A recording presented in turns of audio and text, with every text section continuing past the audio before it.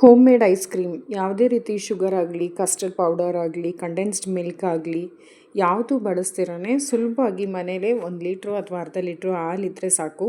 ಈಸಿಯಾಗಿ ಮಕ್ಕಳಿಗೆ home made ice ಕ್ರೀಮ್ನ ಮಾಡಿಕೊಡ್ಬೋದು. ನಾನಿಲ್ಲಿ orange colour packet full fat ಇರೋ ಹಾಲನ್ನ ತೊಗೊಂಡಿದ್ದೀನಿ. ಅರ್ಧ ಲೀಟ್ರು ಅಷ್ಟು ಹಾಕ್ಕೋತಾ ಇದ್ದೀನಿ. ಇದಕ್ಕೆ ಸ್ವಲ್ಪನೂ ನೀರು ಮಿಕ್ಸ್ ಮಾಡ್ದಿರಾನೆ ಫುಲ್ ಫ್ಯಾಟ್ ಇರೋ ಹಾಲನ್ನೇ ತೊಗೋಬೇಕಾಗತ್ತೆ. ಆಗ ಐಸ್ ಕ್ರೀಮ್ ತುಂಬ ಚೆನ್ನಾಗಿ ಬರುತ್ತೆ.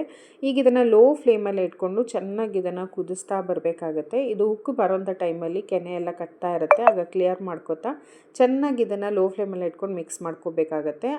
ಹಾಲನ್ನು ಲೋ ಫ್ಲೇಮಲ್ಲೇ ಇಟ್ಕೊಂಡು ಈಗ ಒಂದು ಮಿಕ್ಸಿ ಜಾರ್ಗೆ ಒಂದು 10ರಿಂದ 12 ಗೋಡಂಬಿನ ಅರ್ಧ ಗಂಟೆ ಮುಂಚೆ ನಾನು ನೆನೆಸಿಟ್ಟಿದ್ದೆ. ಅದನ್ನು ಇವಾಗ ಮಿಕ್ಸಿ ಜಾರ್ಗೆ ಹಾಕ್ಕೊಂಡು ಚೆನ್ನಾಗಿ ಫೈನಾಗಿ ಪೇಸ್ಟ್ ಮಾಡ್ಕೋಬೇಕಾಗತ್ತೆ. ಎಷ್ಟು ನುಣ್ಣಗಾಗುತ್ತೋ ಅಷ್ಟು ಚೆನ್ನಾಗಿ ನುಣ್ಣಗೆ ಪೇಸ್ಟ್ ಮಾಡ್ಕೋಬೇಕಾಗತ್ತೆ. ಈಗ ನೋಡ್ಬೋದು ಹಾಲು ಕೂಡ ಅರ್ಧ ಲೀಟ್ರ್ ಹಾಲು ಇವಾಗ ಮುಕ್ಕಾಲು ಭಾಗದಷ್ಟು ಆಗಿದೆ.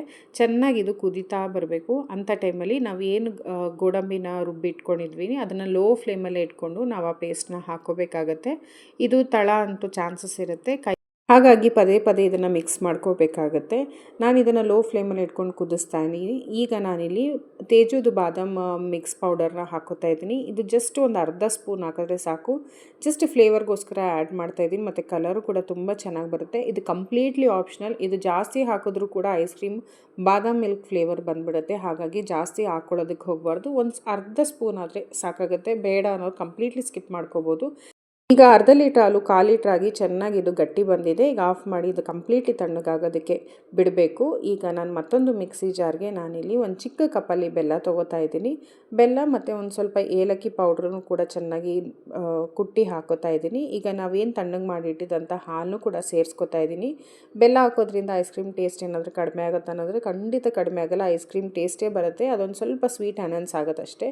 ಈಗ ನೋಡ್ಬೋದು ಗ್ರೈಂಡ್ ಮಾಡ್ಕೊಂಡಿದ ತಕ್ಷಣ ನೊರೆ ನೊರೆ ಥರ ಬಂದಿದೆ. ಈ ಥರ ಬಂದರೆ ಇದು ಕಂಪ್ಲೀಟಾಗಿ ಆಗಿದೆ ಅಂತ ಅರ್ಥ. ನಾನು ಮತ್ತೊಂದು ಬೌಲ್ಗೆ ಟ್ರಾನ್ಸ್ಫರ್ ಮಾಡ್ಕೋತಾ ಇದ್ದೀನಿ. ನಿಮ್ಮ ಹತ್ರ ಐಸ್ ಕ್ರೀಮ್ ಮೌಲ್ಟ್ ಇದ್ದರೆ ಅದಕ್ಕೂ ಕೂಡ ಹಾಕೋಬೋದು. ಮೇಲ್ನೇ ಗಾರ್ನಿಷ್ಗೋಸ್ಕರ ಪಿಸ್ತಾ ಹಾಕೋತಾ ಇದ್ದೀನಿ. ಇದಿಷ್ಟು ಹಾಕಿದ್ಮೇಲೆ ಮೇಲೆ ಒಂದು ಪ್ಲಾಸ್ಟಿಕ್ ಕವರ್ ಅಥವಾ ಪಾಲಿಥಿನ್ ಕವರ್ ನಿಮ್ಮ ಹತ್ರ ಯಾವುದಿದೆ ಅದನ್ನು ಮುಚ್ಚಬೇಕಾಗುತ್ತೆ. ಈ ಥರ ಮುಚ್ಚಿಲ್ಲ ಅಂತಂದರೆ ಐಸ್ ಫಾರ್ಮ್ ಆಗುತ್ತೆ. ಹಾಗಾಗಿ ಚೆನ್ನಾಗಿ ಬರೋದಿಲ್ಲ. ಇದಿಷ್ಟು ಮುಚ್ಚಿ ಒಂದು 10ರಿಂದ 12 ಅವರ್ ಇದನ್ನು ಮುಚ್ಚಿ ಫ್ರೀಸರಲ್ಲಿ ಇಟ್ಟರೆ ice cream homemade ice cream ready ಆಗುತ್ತೆ. ನೀವು ಒಂದು ಸತಿ ಟ್ರೈ ಮಾಡಿ.